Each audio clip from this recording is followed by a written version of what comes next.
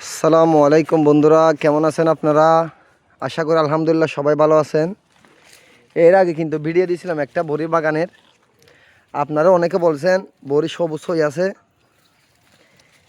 অনেকে বলছেন বড়ি এখনও খাঁচা। দেখেন আসলে আজকে আবার দেখাচ্ছি বড়ি এখানে বাগানের মধ্যে ফরে ফরে বিছে আছে। দেখেন খাওয়ার মতো মানুষ নাই, কারণ রোজা রমজানের মধ্যে বড়ি এতগুলো কেউ খায় না।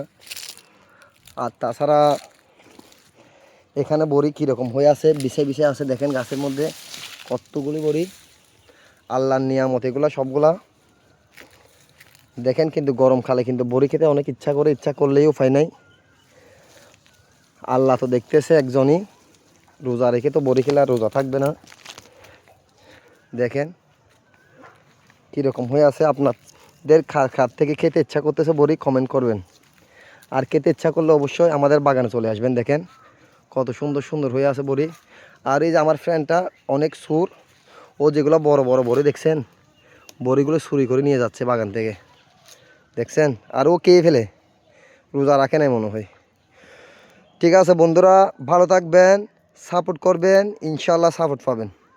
ভালো থাকবেন, আল্লাহ হাফেজ।